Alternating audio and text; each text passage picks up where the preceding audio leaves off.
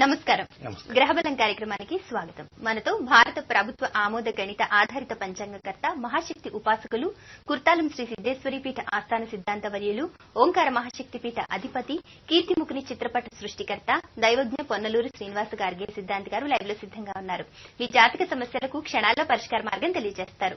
మీరు కూడా సిద్ధాంతి గారితో మాట్లాడాలనుకుంటే స్క్రీన్ పై నెంబర్స్ కి కాల్ చేయండి. కాల్ చేసే ముందు దయచేసి టీవీ వాల్యూమ్ పూర్తిగా మ్యూట్ చేసి లేదా టీవీకి దూరంగా వచ్చి మాట్లాడండి.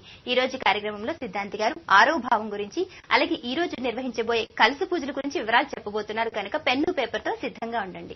నమస్కారం అండి. నమస్కారం. గ్రహబలం కార్యక్రమానికి స్వాగతం అండి. సిద్ధాంతి గారు మరి ముందుగా ఆరో భావం గురించి చెప్తారా? అలాగేమ్మా. ప్రేక్షకులకు ఒక చిన్న గమనిక. ఆరో భావం చెప్పుకునేదానికంటే కూడా కలశ పూజలో రక్షా కవచాలకు సంబంధించిన కొన్ని ముఖ్య వివరాలు చెప్పటం సముచితంగా ఉంటుంది కనుక ముందు ఆ టాపిక్ మీకు వెళ్దాం. విదేశాల్లో ఉన్నటువంటి వారు 30వ తేదీ ఉదయం నుంచి మధ్యాహ్నం లోపల అక్కడ వారు కలశ పూజలు ఆచరించుకోవాలి. భారతదేశం నుండి వారు మధ్యాహ్నం 3, 3:30, 4 గంటల నుంచే మొదలెట్టుకోవచ్చు. రాత్రి పొద్దుపోయే లోపల ఎప్పుడైనా సరే. ఇక ఈ రక్షా కవచాలలో మొదటి రక్షా కవచం స్వస్తిక్ రక్షా కవచం. చాలా మంది ఆ స్వస్తిక్ రక్షా కవచాన్ని చిత్రించే సమయంలో మాత్రమే కొంచెం ఇబ్బందులు పడుతూ ఉంటారు.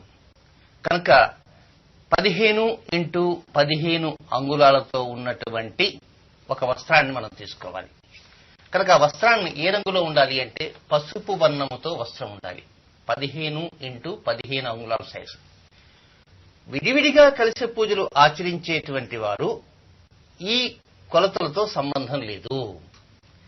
ఒకేసారి ఎట్ ఏ టైం ఆచరించేవారు మాత్రం 15x15 అంగుళాల సైజులో మాత్రమే రక్షా కవచం పసుపు వర్ణ వస్త్రం ఉండాలి.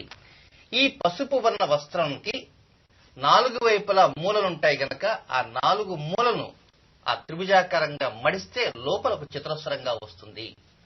కనుక ఆ చతురస్రంలోనే స్వస్తిక్ మార్క్ను చిత్రించుకోవాలి. ఎరుపు రంగు కుంకుమతో ఆ చిత్రించుకునే సమయంలో జాగ్రత్తగా చిత్రించుకోవడానికే ప్రయత్నం చేయండి. కొద్దిగా నెయ్యి లేనప్పుడు ఇక వేరే నూనెలు వాడదు, కనీసం శుద్ధోదకంతైనా కలిపి వేసుకోవడానికి ప్రయత్నం చేయండి. ఇది స్వస్తిక్ మార్క్ వేసుకునే సమయంలో చాలా జాగ్రత్తలు తీసుకోవాల్సిన విషయం. కాలంతో మాట్లాడు. మొదటి కాల్ సిద్ధంగా ఉన్నారండి. నమస్కారం. గ్రహబలం కార్యక్రమానికి స్వాగతం. మీ పేరు? హలో, మా పేరు ఉషారాణి అండి. కొంచెం గట్టిగా మాట్లాడండి. ఎక్కడి నుంచి కాల్ చేస్తారు? ఉయ్యూరు నుంచి అండి. డేట్ ఆఫ్ బర్త్ చెప్పండి. 9/2/54 అండి. ఇది మా వారిదండి. సమయం చెప్పండి. సమయం ఉదయం 9 ఆ ప్రాంతాలండి. కరెక్ట్ గా తెలియదు కానీ. ఓకే, సమస్య ఏంటో చెప్పండి. ఏ పని చేసినా కలిసి రావట్లేదండి. కష్టానికి తగిన ఫలితం రావట్లేదండి. అన్ని వెనక్కి పోతున్నాయి పనులని. సిద్ధాంతి గారు చెప్తారు, శ్రద్ధగా వినండి. కష్టానికి తగిన ఫలితం రావడంలా ఎన్ని చేసినా అన్ని వెనక్కి పోతున్నాయి. వెనక్కి పోకుండా వాటికి మనం ఏదో రకంగా బంధించి కూర్చోబెట్టాలా? ఎన్ని చేసినా వెనక్కి పోతున్నాయంటే వెనక్కి పోయింటి విజయాలు వెనక్కి పోతున్నాయా, లేకపోతే మరొకటి ఏదైనా వెనక్కి పోతుందా అనే విషయంలో కూడా ఆలోచించాలి. అమ్మా, మీరేం దిగులు చెందకండి. మీ మనసులో ఉన్నటువంటి భావాలని ఇతరులకి వ్యక్తీకరించకండి. ముందు తీసుకునవలసిన మొట్టమొదటిది నిర్ణయం ఏమిటంటే మీ మనసులో ఉన్నటువంటి భావాలు ఏ భావాలు అయితే ఆ భావాలను తెలియజేయకండి. అది మీ స్వవిషయాలు కావచ్చు, మీ బంధువులకు సంబంధించిన సమాచారాలు కావచ్చు, మీ కష్ట సుఖాలు కావచ్చు, ఏమైనా కావచ్చు. అలాంటి వాటిని ఇతరులకి వ్యక్తీకరించకండి. ఇప్పుడు ఫోన్లో ఉన్నారు, ఏది చేసినా ఇట్లా పోతుంది. ఆ విషయాన్ని కూడా ఇతరులతో కూడా రేపు శ్రావణ పూర్ణిమ నుంచి టార్గెట్ పెట్టుకోండి. ఏమండి బాగున్నారా? భగవంతుడు బాగుండాలని అందరిని కోరుకోవాలి. మాకు కూడా భగవంతుడు బాగానే చూస్తాడు అనే నమ్మకం మాకుంది. ఆ విధంగా చెబుతూ ఉండండి. ఒక 5 పూర్ణిమలు దాటంటే 5 months దాటే సమయానికి మీలో మార్పులు వచ్చేస్తాయి. తప్పకుండా దిగులు పడకనమ్మా. మంచి అనుకూల పరిస్థితులు వస్తాయి. గ్రహబలం కార్యక్రమం నిత్యం చూస్తుండండి. మంచి మంచి వివరాలు grahbhumi.blogspot.com ఉన్నాయి. అది కూడా వీలైతే తెలిసిన వాళ్ళ ద్వారా కూడా ఒకసారి చెక్ చేయించుకుని దాంట్లో ఉండే మంచి కలిసి పూజ వివరాలు ఉంటాయి కనుక వాటిని కూడా ప్రయత్నించండి. సిద్ధాంతి గారు, మరి స్వస్తిక్ రక్షా కవచం గురించి చెప్పారు కదా, మిగిలిన రక్షా కవచాల గురించి చెప్తారా? ఇక రెండవ రక్షా కవచం షోడశ బిందు త్రిభుజము అని. ఇది 14x14 అంగుళాలతో ఉండే తెలుపు వర్ణమ వస్త్రము. 14x14 అంగుళాల్లో వైట్ క్లాత్. ఈ క్లాత్ లో మధ్యలో త్రిభుజాకారంగా పసుపు వర్ణంతో చిత్రించుకోవాలి. తెలుపు గుడ్డ మీద పసుపు వర్ణం అంటే పసుపుతో. ఆ తర్వాత కుంకుమతోటి ఆ మధ్యలో ఒక పెద్ద బిందువు పెట్టుకొని ఈ త్రిభుజానికి ప్రతి భుజానికి ఆవలి వైపున 5 బిందువులు, మొత్తం 15 బిందువులు. నిత్యతిథి దేవతలు అని కథలు మనం చెప్పుకున్నాం కనుక 14x14 అంగుళాలు తెలుపు రంగు వస్త్రం పైన మధ్యలో త్రిభుజాకారంగా చిత్రించుకోవాలి. ఆ త్రిభుజాకారం పసుపు రంగులో చిత్రించుకోవాలి. అలా చిత్రించుకున్నటువంటి ఆ త్రిభుజం పైన మధ్యలో ఒక పెద్ద బిందువు ఉంచాలి. త్రిభుజానికి 3 వైపులా 3 భుజాలకి బయట వైపున ఒక్కొక్క భుజానికి 5 బిందువులు లెక్కన 15 బిందువులు చేసుకోవాలి. ఇది రెండవ రక్షా కవచం. మూడవ రక్షా కవచం శ్రీం. ఒక కాలర్తో మాట్లాడి శ్రీం వివరాలు, ఆ కొలతలు తెలుసు, ఆ రంగు తెలుసుకుందాం. కాలర్ సిద్ధంగా ఉన్నారండి. నమస్తే అండి, మీ పేరు చెప్పండి. ఓకే అండి, సిద్ధాంత్ గారు మరి శ్రీం చెప్తారా రక్షా కవచం గురించి? కాల్ కట్ అయినట్టుంది. ఇక మూడవ రక్షా కవచం శ్రీం అనేటువంటి రక్షా కవచం కనుక 13x13 అంగుళాలుగా ఉన్నటువంటి తెలుపు వర్ణ వస్త్రం పైన 13x13 అంగుళాలతో ఉన్నటువంటి వైట్ కలర్ క్లాత్ పైన కుంకుమ రంగు, ఎరుపు రంగుతో శ్రీం అనేటువంటి బీజాక్షరాన్ని చిత్రించుకోండి. ఆ తర్వాత ఇది మూడవ రక్షా కవచం. నాలుగవ రక్షా కవచం హ్రీం. ఇది 13x13 అంగుళాల సైజులో పసుపు వర్ణ వస్త్రం, ఎల్లో కలర్. ఈ ఎల్లో కలర్ పైన మధ్యలో హ్రీం అనేటువంటి అక్షరాల్ని దేంతో కుంకుమతో చిత్రించుకోవాలి. ఇది నాలుగవ రక్షా కవచం అయిపోయింది. నెక్స్ట్ ఐదవ రక్షా కవచం కాలర్తో మాట్లాడి వర్ణం ఏమిటి అది తెలుసుకుందాం. కాలర్ సిద్ధంగా ఉన్నారండి. నమస్తే అండి, మీ పేరు చెప్పండి. నమస్తే అండి, నా పేరు విజయలక్ష్మి అండి. ఎక్కడి నుంచి కాల్ చేస్తారు? ఖమ్మం జిల్లా సత్తుపల్లి నుంచి మాట్లాడుతున్నామండి. డేట్ ఆఫ్ బర్త్ చెప్పండి. ఇది మా అక్కయ్య గారి బాబుదండి. చెప్పండి.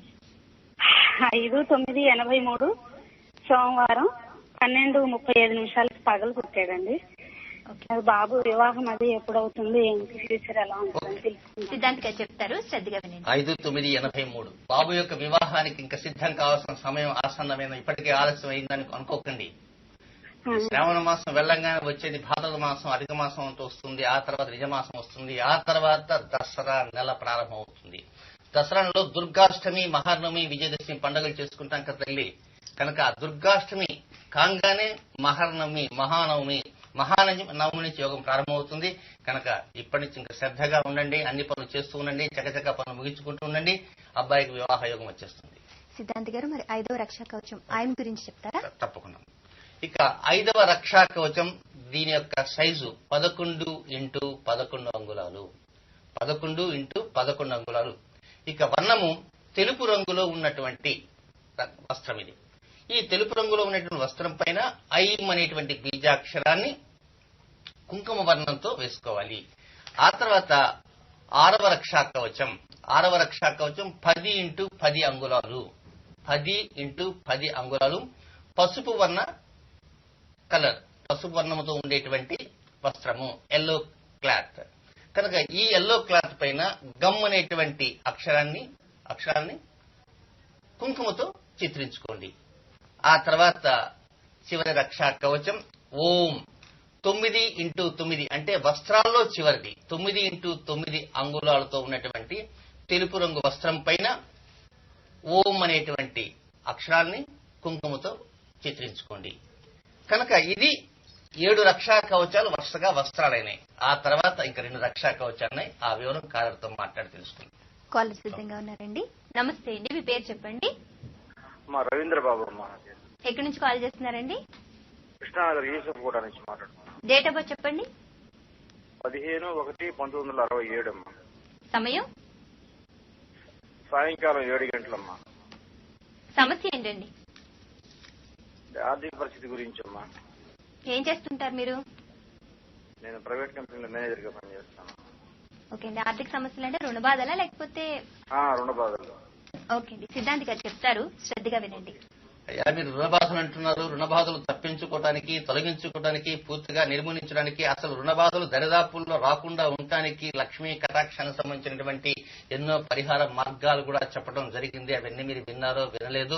ఒకవేళ వినలేకపోతే లక్ష్మీ కటాక్షానికి సంబంధించిన పరిహార మార్గాలు grahbhoomi.blogspot.com లో ఉన్నాయి. ఒకటి కాదు, రెండు కాదు, చాలా ఉన్నాయి, రకరకాలుగా ఉన్నాయి. అందులో ముఖ్యంగా ఏది లేకపోయినా ఏనుగు బొమ్మలతో కూడా మనం గతంలో చెప్పుకోవడం జరిగింది. ఏనుగు బొమ్మల పైన ఆకుపచ్చ రంగులు ఉన్నటువంటి ఊలతో కూడా చెప్పడం జరిగింది. కనుక ప్రేక్షకులు వీలైనంత గమనించండి. ఇదే ప్రశ్న పలుమార్లు అడుగుతూనే ఉన్నందువలన మనకు సమయం కొత్త ప్రశ్నలు కూడా రావాల్సిన అవసరం ఉంది. కనుక రుణబాధలు ఏం చేయాలి? ఎన్నో రకాల పరిహారాలు అంటూ చెప్పడం అంటూ జరిగింది. కనుక ఆ పరిహారాల ప్రకారం పాటించడానికి ప్రయత్నం అంటూ చేయండి. ఇకపైన వీలైనంత వరకు ప్రేక్షకులు ఈ రుణ బాధలు, రోగ బాధలు, శత్రు బాధలు ఏవైతే ఉంటాయో దానికి సంబంధించిన పరిహారాలు దీంట్లో 6వ భావంలో కూడా చెప్పుకోవడం జరుగుతుంది. కనుక మీరేం చేస్తారు? రుణ బాధలు ఉన్నారు కనుక ఈ లక్ష్మీ కటాక్షం మాకు చేయలేవండి, ఏనుగులు కూడా మాకు దొరకలేదండి అని అనుకున్నప్పటికీ ఈ రోగపర్వత గంభోల్య నమః అనేటువంటి 6వ భావంలో చివరిన వింటానికి ప్రయత్నం చేయండి. తప్పకుండా పరిస్థితులు అనుకూలిస్తాయి. సిద్ధాంత్ గారు, మరి మిగిలిన 2 రక్షా కవచాల గురించి చెప్తారా? తర్వాత రక్షా కవచం 8వ రక్షా కవచం నాణెము. కనుక ఇది వివరాలన్నీ కూడా grahbhoomi.blogspot.com లో ఏ శ్లోకం నుంచి ఏ శ్లోకం దాకా వివరాలన్నీ ఇవ్వటం కూడా జరిగింది. ఆ వివరాలు అక్కడ చూసుకోవడానికి ప్రయత్నం చేయండి. ఇక 8వ రక్షా కవచం నాణెము. ఈ నాణెం ప్రస్తుతం చలామణిలో ఉన్న నాణెము కానీ, లేక పురాతన రాగి నాణెం కానీ, లేక వెండి నాణెం కానీ ఏర్పాటు చేసుకోండి. అయితే ఈ నాణ్యాన్ని ఒక నాణ్యం కానీ మోర్ దాన్ 1 కానీ కాయిన్స్ కానీ పెట్టుకోవడానికి కూడా ప్రయత్నం చేయవచ్చు. ఎన్ని కాయిన్స్ అని కూడా పెట్టుకోవచ్చు. ఇది స్వస్తిక్ మార్క్ రక్షా కవచం నుంచి 7 రక్షా కవచాలు వరుసగా అయిన తర్వాత, అంటే మీరేం చేస్తారు? పీట పైన ఎరుపు గుడ్డ వేస్తే వస్త్రం వేస్తారు, దానిపైన బియ్యం, దానిపైన స్వస్తిక్ రక్షా కవచము, దానిపైన షోడశ బిందు త్రిభుజము, దానిపైన శ్రీం, దానిపైన హ్రీం, దానిపైన ఐం, దానిపైన గం, దానిపైన ఓం. ఆ తర్వాతనే కలశం అంటూ వస్తుంది. కలశంలో నీరు పోస్తారు, నీటిలో కాయిన్స్ వేసి 2 యాలక్కాయలు కూడా వేస్తారు. కనుక ఇది 8వ రక్షా కవచం నాణెము. 9వ రక్షా కవచం ఒకటి ఉంది, అది కాలర్తో మాట్లాడి తెలుసుకున్నాం. కాలర్ సిద్ధంగా ఉన్నారండి. నమస్తే, మీ పేరు చెప్పండి. నమస్తే అండి, నా పేరు నిర్మల అని. నేను కళ్యాణ్పూర్ నుంచి మాట్లాడుతా ఉన్నాను. డేట్ ఆఫ్ బర్త్ చెప్పండి. 6/6/87 అండి. 77 అండి? అవునండి. సమయం 87 అండి. 6/6/87. ఓకే, సమయం చెప్పండి. రాత్రి 1:45 తెల్లవారితే 6 అండి 7 అండి? తెల్లారి 6 అండి, 5 రాత్రి. ఓకే, సమస్య ఏంటో చెప్పండి. వానికి ఇంతవరకు పెళ్లి ఎప్పుడైతుందని చూస్తా ఉన్నాము, సంబంధము కుదరటం లేదు. వానికి ఎప్పుడు కోపం ఎక్కువ ఉంటుంది, చెప్పిన మాట విన్నాడు. డేట్ ఆఫ్ బర్త్ ఎవరిదండి? నా కొడుకుదండి. ఓకే, సిద్ధాంత్ గారు చెప్తారు, శ్రద్ధగా వినండి. సరే అండి, థ్యాంక్ యూ. గురుగారికి నమస్కారం అండి. నమస్కారం. ఇక పెళ్లి కావాలి, ఇక మ్యారేజ్ బ్యూరోలకు వెళ్ళినా కూడా కావటం లేదంటే ఏదో కొత్త విశేషం అంటూ ఉంటుంది. ఈ సంవత్సరం డిసెంబర్ నెల 14వ తేదీ వరకు వెయిట్ చేయండి. 14వ తేదీ వరకు వెయిట్ చేయండి అంటే 15వ తేదీ తర్వాత నుంచి యోగం ప్రారంభమవుతుంది. ఆ తర్వాత ధనుర్మాసం ప్రారంభమవుతుంది. పండగ నెల, రంగవల్లులు. ఎక్కడో అమ్మాయి ముగ్గు పెడుతూ వేస్తూ ఉంటుంది, కనుక ఎక్కడో ఉంటుంది. కనుక అనుకూల పరిస్థితులన్నీ కూడా ఎప్పుడు వస్తాయమ్మా? డిసెంబర్ 14వ తేదీ తర్వాత వస్తున్నాయి. చక్కని పరిస్థితులు రాబోతున్నాయి, దిగులు చెందకండి. ప్రత్యేక పరిహారం అంటే ఏం అవసరం లేదు. సిద్ధాంత్ గారు, మరి చివరి రక్షా కవచం చెప్తారా? ఓకే అమ్మా. చివరి 9వ రక్షా కవచం. విడివిడిగా రక్షా కవచాలు మనం చేసుకునే సమయంలో మాత్రం ఈ చివరి రక్షా కవచం 3వదిగా వస్తుంటుంది. కనుక ఇక్కడ ఇది 9వ రక్షా కవచం. కలశం పైన తమలపాకులు కానీ లేక మామిడాకులు, ఆ పైన కొబ్బరికాయ పైన 11 పోగులతో ఉన్నటువంటి ఎరుపు రంగు ఊలు గాని లేక దారం గాని, సూత్రము అంటాం. ఆ సూత్రానికి మధ్యలో ముడి వేస్తాం. ఇది 9వ రక్షా కవచం. చాలా జాగ్రత్తగా పాటించడానికే ప్రయత్నం అంటూ చేయండి. అద్భుతమైనటువంటి ఫలితాలంటూ వచ్చాయి. కలిసి పూజలు చేసిన ప్రతి ఒక్కరికి ఇది నగ్న సత్యం. ఏదో గొప్పగా ఇది డప్పు కొట్టుకోవడానికి చెప్పేటువంటి మాటలు కానే కాదు. మాకు అందినటువంటి ఫీడ్బ్యాక్ ఆశ్చర్య మాటలలో చెప్పలేనటువంటిది. ప్రతి ఒక్కరు కూడా ఆచరించదగినటువంటిది. ఏమండి మీరు శ్రావణ మాసంలో చేసుకోలేకపోయినాం ఎలా? దిగులు చెందకండి. అక్టోబర్ 16వ తేదీ శరత్ నవరాత్రులు ప్రారంభం రోజే స్వాతి నక్షత్రంలో రాబోతుంది. విశేషంగా చేసుకునే ప్రయత్నం చేయండి. grahbhumi.blogspot.com వివరాలన్నీ కూడా సేకరించుకోండి. దగ్గర కూర్చొని తెలిసిన వాళ్ళ దగ్గర కూర్చొని చేసుకోవడానికి ప్రయత్నం చేయండి. మేము గత నెలలో చేశామండి, ఫెయిల్ అయిపోయింది, మేము మళ్ళా చేసుకోవచ్చు. మరి ఇవేం చేయాలి? నిమజ్జనం చేయండి. రేపు గణపతి నవరాత్రులు వస్తున్నాయి కదా, పాడైపోయిన ఉంటాయి కొన్ని. ఒక్కోసారి ధూపదీప నైవేద్య కర్పూర హారతులు ఇచ్చే సమయంలో ఆ కర్పూరం పట్టమో లేక ధూపం పట్టమో ఏదో జరిగి కొంతవరకు అక్కడ రంధ్రాలు పట్టడం జరుగుతుంటుంది. అలాంటివి ఎలా? అవన్నీ కూడా వినాయక చవితి పర్వదినాన నిమజ్జనం చేసుకునే ప్రయత్నం చేయండి. ఆ తర్వాత ఈ రోజు అవకాశం లేకపోయినా కూడా మీరు దిగులు చెందకండి. అక్టోబర్ 16వ తేదీ స్వాతి నక్షత్రంలో రాబోతుంది. దీనికి ఏమిటి? అక్టోబర్ 16 ఎందుకు చేసుకోవాలా? సెప్టెంబర్ 4 చేసుకోకూడదా? సెప్టెంబర్ 21 చేసుకోకూడదా అని అనుకోవచ్చు చాలా మంది. కొన్ని ప్రత్యేకమైనటువంటి సూత్రాలు ఉంటున్నాయి. గ్రహరాజు అయినటువంటి సూర్యుడు తన ఉచ్చ క్షేత్రమైనటువంటి మేషరాశిలోకి ప్రవేశించిన తర్వాత వచ్చేటువంటి మూలా నక్షత్రం రోజున చెయ్యాలి. 2, గురువు ప్రతి సంవత్సరం రాశి మారుతుంటాడు గనక ఆ రాశి మారిన తర్వాత వచ్చేటువంటి మూలా నక్షత్రంలో చేయాలి. ఆ సమయంలో గురువుకు మౌఢ్యం ఉండకూడదు. ఇక 3వది, ఆశ్వీజ మాసం ప్రారంభమైన తర్వాత వచ్చేటువంటి తొలి స్వాతి నక్షత్రం. ఒక్కోసారి స్వాతి నక్షత్రం ఆ రోజు రావచ్చు, 2వ రోజు రావచ్చు, ముందు రోజు కూడా పోవచ్చు. ముందు రోజు అయితే కుదరదు, వేస్ట్. ఇక ఆ తర్వాత శ్రావణ మాసంలో పూర్ణిమకి ముందు వచ్చేటువంటి మూలా నక్షత్రం, అదే ఈ రోజు. ఆ తర్వాత శుక్రుడు శుభగ్రహ కారకుడు, కళ్యాణ కారకుడు, వృషభ తులా రాశులకు అధిపతి అయినటువంటి శుక్రుడు మూలా నక్షత్రంలోకి ప్రవేశించిన తర్వాత వచ్చేటువంటి మూలా నక్షత్రం. అద్భుతాలు. మహర్షులు ఇచ్చినటువంటి వేద విజ్ఞానం ఆ తాళపత్ర గ్రంథాల నుంచి కష్టాలకు పడి తీసుకొచ్చారు మీకోసం. ఇలాంటి కలశ పూజల్ని తప్పకుండా ఆచరించండి. ఒకవేళ ఈ రోజు ఆచరించుకోలేకపోయినా మీరు ఏం దిగులు చెందకండి. స్వాతి నక్షత్రం మనకు సిద్ధంగా ఉంది కనుక మళ్ళా అక్టోబర్ 16 ఉంది. కలవతో మాట్లాడు. కాలర్ సిద్ధంగా ఉన్నారండి. నమస్కారం, మీ పేరు చెప్పండి. నమస్కారం, నా పేరు శ్రీకాంత్ అండి. ఎక్కడి నుంచి కాల్ చేస్తున్నారండి? జహీరాబాద్ నుంచి చేస్తున్నాను. డేట్ ఆఫ్ బర్త్ చెప్పండి. 10th September 1983. 10th September. సంవత్సరం చెప్పండి. సమయం చెప్పండి. 83 అండి? 86 మేడం. 86. ఓకే. సమయం చెప్పండి. సమయం పొద్దున 3 గంటలకు. ఓకే. పొద్దున 3 నుంచి అట్లా ఉంటుంది. తెల్లవారితే 10 అండి 11?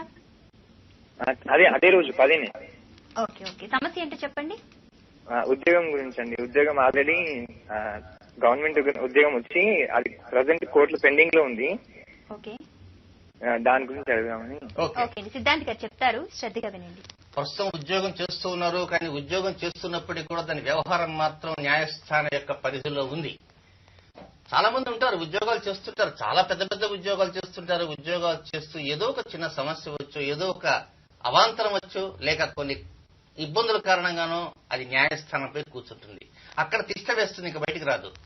ఇంకా దాని చుట్టూ తిరుగుతుంటాం మనం. ఎక్కడ? న్యాయస్థానం చుట్టూ మనం తిరుగుతుంటాం, లాయర్లు పెట్టుకుంటాం. కనుక ఇది ఏ భావంలోకి వస్తుంటే 6వ భావంలోకి వస్తుంది, శత్రుభావంలోకి వస్తుంది. శత్రువులు ఎవరు? ఏదో చిన్నపాటి ఇబ్బంది చేయడం కారణంగానే మీ మీద చిన్న సమస్యలు రావచ్చు, లేక ఇతర కారణాలు కావచ్చు. కనుక రోగపర్వత దంభోల్య నమః. రోగము అంటే కేవలం అనారోగ్యం కాదు, శత్రువులు, రుణాలు, ఇవన్నీ కూడా ఆ రోగాలే. అలాంటి రోగాలాంటి పర్వతం పెరిగిపోతుంది. దంభోలి వజ్రాయుధం. అలాంటి వజ్రాయుధం ఎవరంటే ఆ జగన్మాత. అదే 6వ భావాన్ని వినడానికి ప్రయత్నం చేయండి.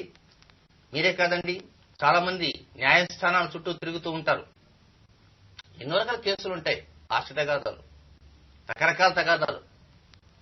అయితే ఇక్కడ ఒక విషయం గమనించాలి. మీరు నిజంగా అన్యాయం చేశారనుకుందాం. ఫర్ ఎగ్జాంపుల్, మీరు కదండి, ఒక వ్యక్తి సమ్ ఎక్స్, అతన్ని నిజంగా తప్పు చేసి కోర్టుకెళ్ళాడు.